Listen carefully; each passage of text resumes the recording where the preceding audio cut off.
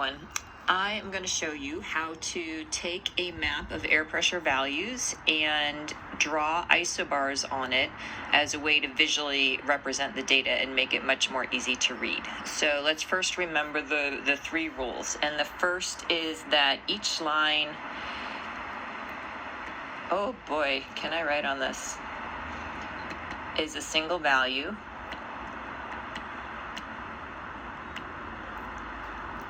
Okay, lines never cross, because if they are a single value, if you have two lines crossing, that means there's two values at one point, and that cannot work.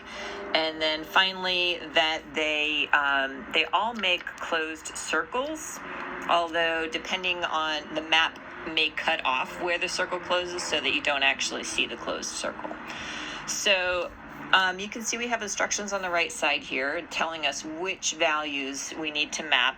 And the first one is 980 millibars. So I'm going to look at my map, and the first question I want to ask myself is, do I see a point that is exactly 980? And I don't, actually. But I do see that I've got one here that is pretty close, 979. So my isobar has to be very close to there. So if an isobar represents a value, and this one represents 980, everything on one side of the line needs to be larger than 980, and everything on the other side needs to be smaller than. So basically, with this closed circle, I want smaller values inside and bigger values outside. So I've got this one point with a value less than 980. So essentially, I just need to draw a circle around it, because that keeps all the bigger values outside and all the small values in. And just so I don't confuse, I'm going to label it 980 so that I remember what that line value is. Okay, so we have done the 980 line. So next is 985. So same process. Do we see any exact 985 values? And this time I do. I see this one. I see this one. Is that it?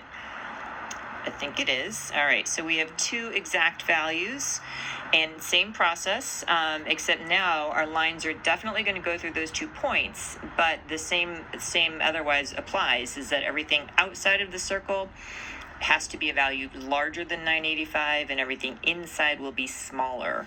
So what smaller values do we have? I see 982. And I think that is the only smaller value. So let's start through this point, come close to the 982. There we go. And again, I'm going to label it so that I stay clear on what's what. Number, hello. Okay, 985. Good. That one is done. 990 is next. Do we have any exacts? And I see a 990 here. Ooh, here. Okay, so we have several. And we need our line to go through those exact matches, keeping everything smaller inside and everything larger outside. So I'm going to start up here, circling through these points. That 1,000 is bigger, it's outside. 988 needs to stay on the inside. 999 out, 88 in, 87 in, and close it back up here. I got a little wiggly there, sorry. All right, 990, let's label it.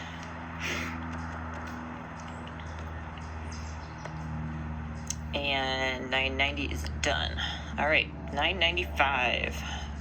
Do we have any exacts?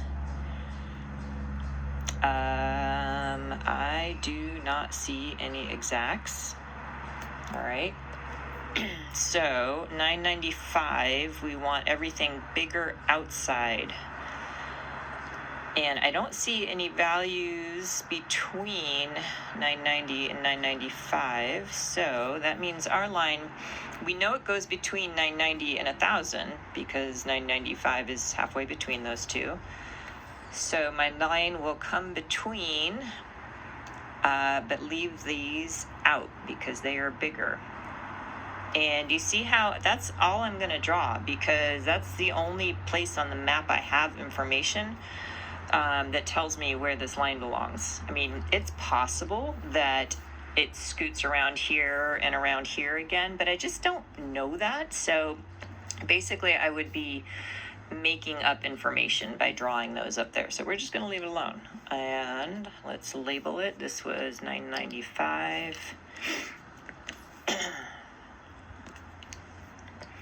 Okay. One more to go, 1,000, and we have the one exact value. No, I want that pen. And all the others are smaller. So right through the 1,000 and really close to these guys because 999 is very close. And give it a label.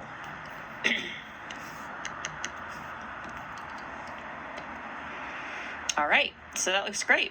And the one other thing I wanted to show you real quick was that the map you're going to be doing, instead of just having dots for symbols, they have our little Nerf arrows. So when you're drawing, if you want to go through the point exactly, you're going to draw it right through the head. And don't worry if you need to come close to another one, you can cross the tail and that's fine. It's really the circle that is the point. You can ignore the tail while you're drawing the lines. All right, good job.